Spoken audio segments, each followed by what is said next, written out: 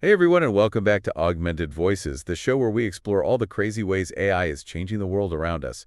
Buckle up because things are moving at lightning speed these days. We've got some big news from Elon Musk's XAI, some major players changing direction, and even a look at AI shaking up freelancing. It's an exciting time to be watching this space, that's for sure. Every day it seems like there's a new breakthrough, and today's deep dive is packed with developments that I think are going to have huge ripple effects for years to come. So let's jump right in. First up, Grok 3. The latest AI model from Elon Musk's XAI, they're called it a truth-seeking AI, which right away got my attention. Yeah, that's a bold claim for sure. Truth-seeking? I guess we'll have to see about that. Well, it's definitely been trained on a massive data set. Get this, they use 200,000 GPUs, 10 times the computing power of the previous version. Wow. Okay, that is a serious amount of horsepower. I mean, think about what that allows Grok 3 to do, to process and analyze information on a scale we've never seen before. And it's already showing some pretty impressive results. I read that it's even outperforming GPT-4 in some areas like complex math and scientific analysis. Yeah, and this is just the tip of the iceberg, really. There's this new feature called DeepSearch that lets it access and analyze data from all across the internet, including the entire history of X, formerly Twitter. Just imagine the kind of insights you could get from that kind of analysis. Okay, now that's just blowing my mind.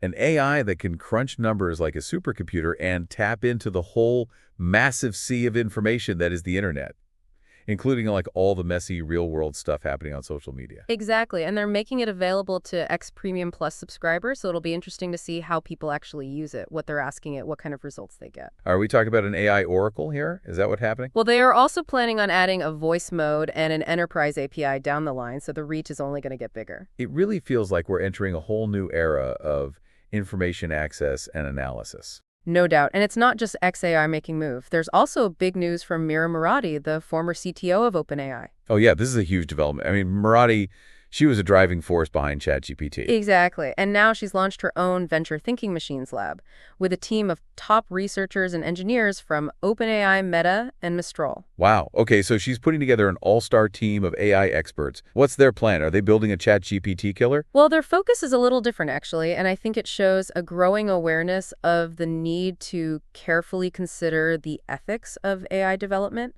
Thinking Machines Lab is all about what they call AI alignment, which basically means making sure that AI systems are developed with human values at their core. Okay, that makes a lot of sense. We've all seen how quickly AI can learn and adapt, and it's crucial that we make sure it's moving in a direction that benefits everyone. Exactly, and this focus on AI alignment could be what really sets them apart in a field that's getting more and more competitive, especially since they've managed to snag some serious talent from OpenAI. Sounds like a bit of a brain drain over there. I wonder how that's going to affect OpenAI's future projects. Yeah, it's definitely something to keep an eye on. The competition for top researchers in this field is fierce. So on one hand, we've got XAI pushing the boundaries of what AI can do, and on the other hand, Thinking Machines Lab emphasizing the importance of ethical development and, aligning with human values. Yeah, it's a fascinating contrast, and it just goes to show how complex and nuanced this whole AI landscape is becoming. Well, speaking of the real world, let's shift gears and talk about how AI is impacting the here and now. Specifically, the world of freelance work. Fiverr, that big online platform for freelancers, they're making some big moves in the AI space. Oh yeah, they're actually letting freelancers train their own AI models based on their work and then charge for access to them. Bold move. It's a really interesting concept, but it also raises some questions like, what kind of pressure will this put on freelancers who aren't comfortable with AI or, maybe don't have the resources to train their own models? Right, and Fiverr's CEO, Micah Kosman, is framing it as a way to empower freelancers, giving them the tools to scale their services and potentially earn more income. But is it really that straightforward? Well, and there's also the financial side of it. It costs $25 a month just to create what they call a personal AI creation model on Fiverr, and then another $29 a month for a personal AI assistant. Is that really accessible to all freelancers? That's the million-dollar question, isn't it? It feels like a bit of a double-edged sword. On one hand, it could be a great opportunity for some freelancers to leverage AI and boost their business, but on the other hand, it could end up creating a bigger gap between those who can afford to get on board and those who can't. It all comes back to that question of who benefits from these advancements, right? Is it truly democratizing technology, or is it just another way for the playing field to get even more tilted? That's a debate we're going to be having for a while, I think, and one that's worth having as AI becomes more and more intertwined with every aspect of our lives. It's almost like we're watching a real-time evolution of how we think about information, isn't it? The rules are changing right in front of us. It really is. And speaking of changing rules, we've got to talk about the New York Times. and their interesting relationship with AI. Oh, yeah, the gray lady trying to figure out this whole AI thing is quite a story. On one hand, they're embracing AI tools for their own staff, using them for things like summarizing articles, even brainstorming headlines, almost like a superpowered internal. That sounds amazing. And can you imagine being able to just feed a massive document into an AI and get like a perfect summary in seconds? Right. But here's where it gets tricky. They're also suing OpenAI and Microsoft, claiming that their content was used to train these AI models without permission. So they're saying, hey, we want to use the tech, but you can't just take our work and feed it to your AI without asking. It's a bold move. Makes you wonder how many other companies or creators are feeling the same way. Oh, I'm sure there are a lot of people watching this case very closely because the Times is essentially trying to set a precedent here, trying to draw a line in the sand when it comes to data ownership and intellectual property in the age of AI. It's a huge question, isn't it? Who owns the data that these AI models are built on?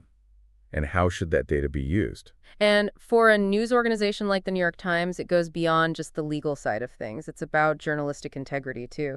They've actually set some pretty strict ethical guidelines for using AI internally, emphasizing that AI should never be used to actually write or significantly revise articles.